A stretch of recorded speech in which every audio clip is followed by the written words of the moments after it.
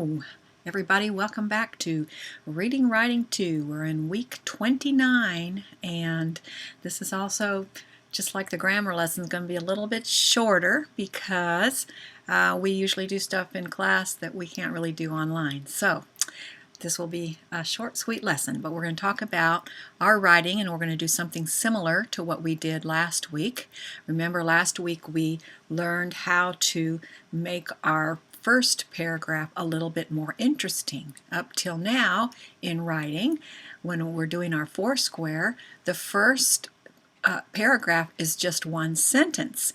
But last week we added two more sentences, and so it was the regular introductory sentence, and then it was almost like a summary sentence for our second sentence, and then our third sentence was more of a feeling sentence kind of thing. It's really very, very similar to your fourth square, which is your summary paragraph. So this week we're going to do it a little bit differently. Last week we had our notebook paper out, and I kind of worked through it with you on regular notebook paper. Well, this week we're not going to do it quite that way, although if you'd like, I can still give you, you can still use the notebook paper, but I'm going to give you something else. And I have something here. If you look at in your packet, you have this, all right? And so you have your Foursquare. Then you have something on this side over here. That is where you're going to do your writing, unless you'd like to write it on a regular piece of notebook paper. You are welcome to do that. Now, if you notice on this, you only have the last square that is filled in. And you have your topic sentence. The topic sentence is, "It is important to get a good education." Well, so how do you know what to write in the other parts of the sentence? You have some good clues in your fourth square here. Let's look. The fourth square says, "It is important to get a good education," which is part of the part of the topic sentence, "so you can get a job, be successful, and feel good about yourself." Look at that. That is giving you a summary of what this paragraph would be about. And in the summary, it has three different things. And so if it's summarizing three different things here, then that means that it's summarizing what's in box number 1, box number 2, box number 3. So box number 1 probably says something about you can get a good job. Box number 2 probably says something about you can be successful. Box number 3 probably says something about feeling good about yourself. All right, so you don't even need these things to help you write an introductory paragraph. All right, so let's get started. You can get your pencils, and like I said, you can write it on a piece of notebook paper, or you can write it right here on this paper. And I'm folding it down because we had another one up here. This is the one we did last week. We just did it on notebook paper instead. But we're going to do this one this week. So get your pencils ready, and you're going to start in the way what you're going to do is you're going to do it just like you would a regular paragraph, and you're going to indent the first line.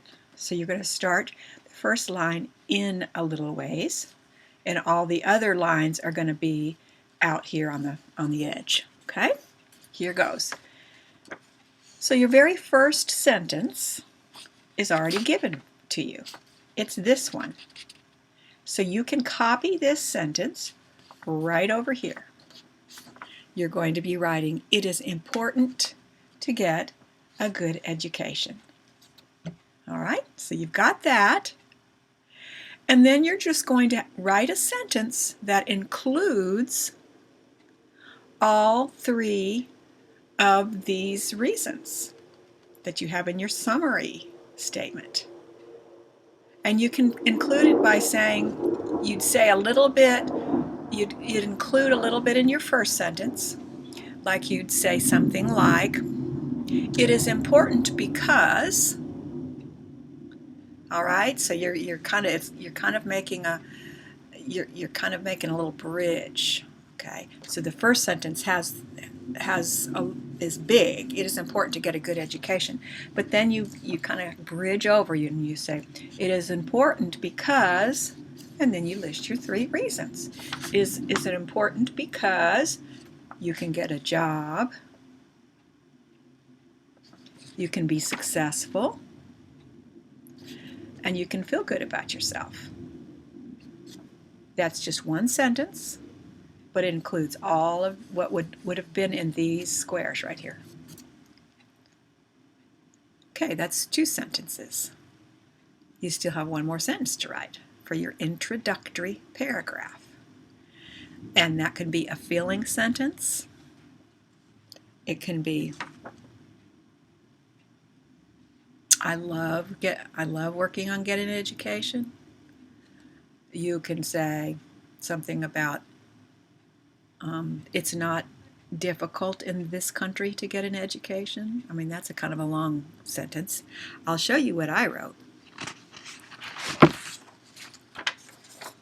This is my paragraph. It is important to get a good education. Getting a good education will help you get a job, be successful, and feel good about yourself. I am going to try to get a good education. All right, so that's how I incorporated those 3 sentences, or those 3 reasons, and then I kind of made a little wrap-up sentence afterwards at the end. So there's 3 sentences: intro, kind of summary, and then a wrap-up, almost exactly like your summary sentence. All right. Now, when I originally was talking to you about it, I suggested you say it is important to get a good education. It is important because, that would be a way to do the bridge. And I wrote getting a good education will help you get a good job, and etc. And so I still used part of the words that were in the first sentence. That kind of helps smooth things out for you. Okay? So go ahead and write your paragraph. You can do it either on here or you can do it on a piece of paper.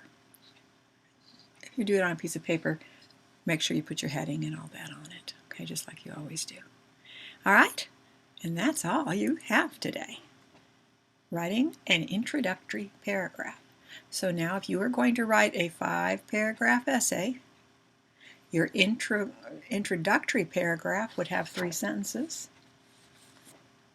And all these 4 squares, these 3 squares would have 3 sentences. And then, because remember we have our details. And then your last sentence would probably just be 1 sentence, but it would kind of include what was in everything else. Okay? So you now know how to write a good beginning paragraph. All right? Let's go ahead and look at your poem. It is called Mother, May I Go Out to Swim? I want you to tell me what's a little nuts about this poem, all right? Mother, may I go out to swim? Yes, my darling daughter, but hang your clothes on a hickory limb and don't go near the water. What's nuts about that poem? Well, she's telling she's telling the little daughter to, hang her clothes up so that they'll be nice and dry. Don't get near the water. You can swim, but don't get near the water. That's a little nuts, isn't it? All right. Sometime in a few years, I'm going to be looking around and I'm going to see some poems by some of you that are kind of like this. Because they use good imagination and then they make you laugh. Okay? So keep that in mind. All right, the only other thing we're going to do is talk just a little bit about your book, On the Banks of Plum Creek. You've read the first part of it. What do you think of it? How would you like to live under a hill like that? It was pretty clever, wasn't it? I have some questions. Of course, we can't discuss the questions very well this way, but you can still think about them. First of all, when you think about, well, let's look at some of our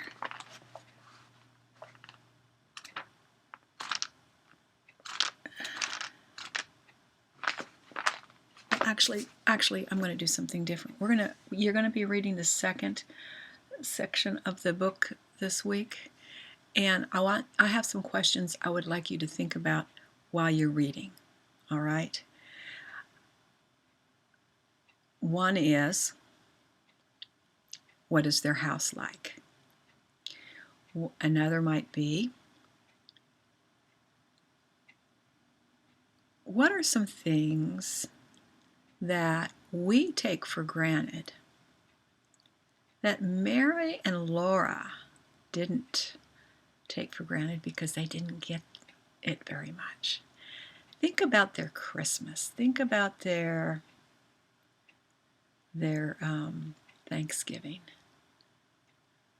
How is it different than our Christmas and our Thanksgiving?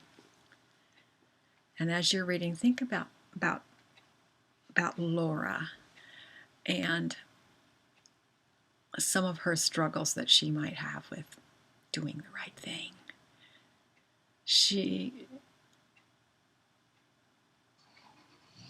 Is she a truthful little girl? She's kind of a rambunctious little girl, isn't she? And she doesn't like to be inside. She wants to be outside. She doesn't want to be penned in. Okay, that can get her in trouble sometimes. So how does she handle that? I am very interested in the Christmas, though, because she learned some good lessons about what Christmas is all about. And there were some interesting things that Ma had to say about Santa Claus. I'd be interested to see what she thought about that. All right?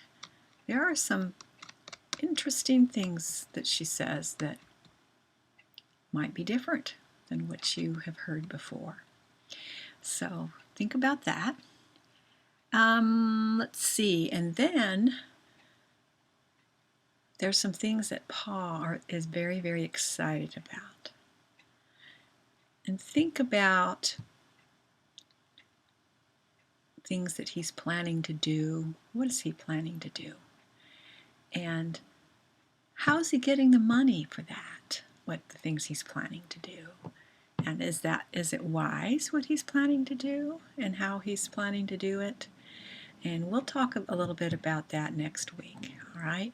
So I've just kind of given you some things to think about while you're reading. And be sure when you're doing your study guide that you go through your study guide questions first. I've mentioned this before, but go through your study guide questions first. All right, so the first section would be the chapter called Runaway. Now I've noticed again that my chapters, I have chapter numbers on there, but on my book there aren't chapter numbers. There's just chapters, and so you can just look for the titles. The titles are the same. They just don't have numbers on them. All right. So think about so for chapter 11, the title is Runaway. Read through those questions. There's 4 of them, and then read the chapter.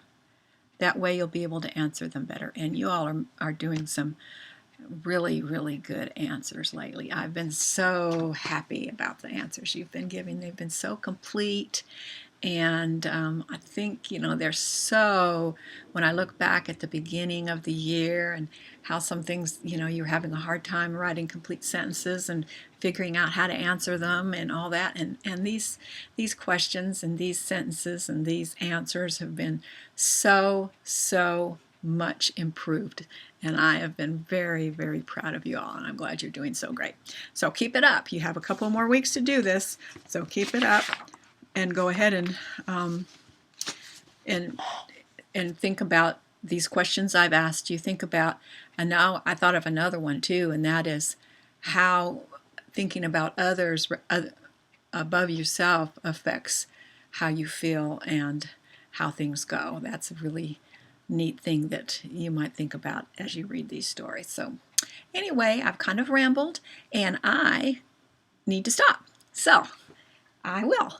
And so it is time to get reading, and I hope you have a great week, and I'll see you next week. Bye-bye.